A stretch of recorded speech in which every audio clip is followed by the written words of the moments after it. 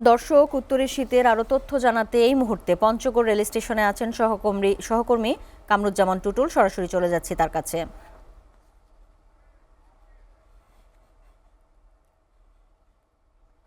টুটুল, আবহাওয়ার বিরূপ প্রভাব উত্তরের জনপদে কতটা দুর্ভোগের সৃষ্টি করেছে?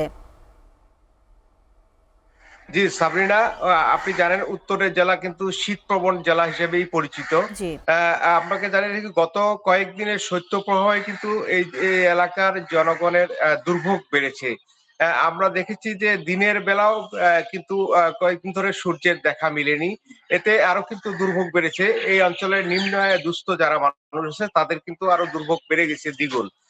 আপনাকে জানিয়ে রাখি যে ঘন কুয়াশা এবং হিমশীতল বাতাসের কারণে উত্তরের যে হিমেল বাতাস কয়েক গুণ বেড়ে গেছে। ঘন কুয়াশার আমি এই মুহূর্তে দাঁড়িয়ে আছি পঞ্চগড় রেলওয়ে স্টেশনে। ঘন কুয়াশার কারণে কিন্তু ঢাকা থেকে পঞ্চগড় ছেড়ে আসা পঞ্চগড় এক্সপ্রেস, দ্রুতযান এক্সপ্রেস এবং একতা এক্সপ্রেস ট্রেন সহ রাজশাহী থেকে ছেড়ে আসা বাংলাবান্ধা এক্সপ্রেস ট্রেনগুলো কিন্তু কুয়াশার কারণে দেরিতেই পঞ্চগড়ে এসে পৌঁছেছে। আমি এই বিষয়ে কথা বলেছি পঞ্চগড় যে রেলওয়ে স্টেশন কর্তৃপক্ষ, তিনারা আমাকে যেমনটি জানিয়েছেন যে আসলে ঘন কুয়াশার কারণে সিগন্যাল দেখা না যাওয়ার কারণে কিন্তু ধীর গতিতেই পঞ্চগড়ে আসতেছে ট্রেন। আর অন্যদিকে যদি আমি বলে রাখি যে এই জেলায় কিন্তু গত ডিসেম্বরে কিন্তু প্রথম শৈত্যপ্রবাহ গেছে।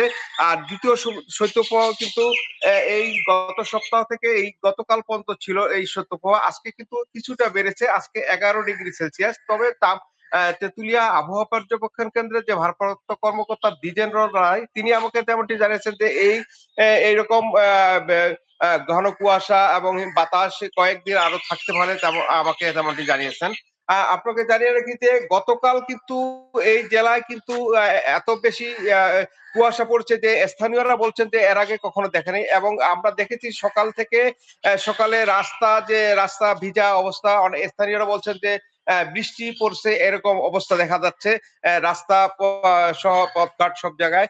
আমি দেখেছি যে সন্ধ্যার পর থেকে শহরের লোকজনের উপস্থিতি অনেকটা কমে গেছে এবং শহরে যে রিক্সা চালক, ইজি বাইক চালক আছে তারা আমাকে যেমনটি বলছেন যে সকালবেলা বা দিনের বেলা লোকজন কম থাকায় কিন্তু তাদের যাত্রী ওঠে না। সে কারণে তারাও কিন্তু একটা অর্থনৈতিক অবস্থা পড়েছে যে তারা আগে যেমনটি মাত্র ভাড়া দিনে 800 থেকে 1000, সেই অবস্থায় এখন কিন্তু 300 থেকে 400 টাকা তারা ভাড়া মারতেছে। এমন অবস্থায় কিন্তু বিরাজ করতেছে এই জেলায়। আমরা দেখেছি যে সন্ধ্যার পর এবং শহরের বিভিন্ন এলাকায় মোড়ে মোড়ে খড়কুটো জ্বালিয়ে কিন্তু শীত নিবারণের চেষ্টা করছে স্থানীয় লোকজন।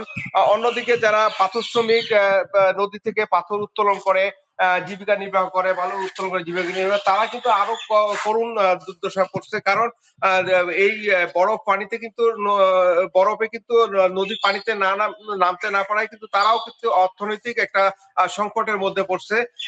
আর আমি আজকে কথা বলেছি তেঁতুলিয়া যে আবহাওয়া পর্যবেক্ষণ কেন্দ্র, তিনি আমাকে জানিয়েছেন যে আজ সকাল 6টায় কিন্তু 11 ডিগ্রি সেলসিয়াস তাপমাত্রা রেকর্ড করেছে এবং 9টাও কিন্তু 11 ডিগ্রি সেলসিয়াস তাপমাত্রা রেকর্ড করেছে। এরকম আবহাওয়া আরো কয়েকদিন থাকবে বলে তিনি আমাকে জানিয়েছেন। আর আমি আপনাকে জানিয়ে রাখি যে শহরে এবং গ্রামের বেশিরভাগ সময় কিন্তু ফাঁকা থাকতেছে।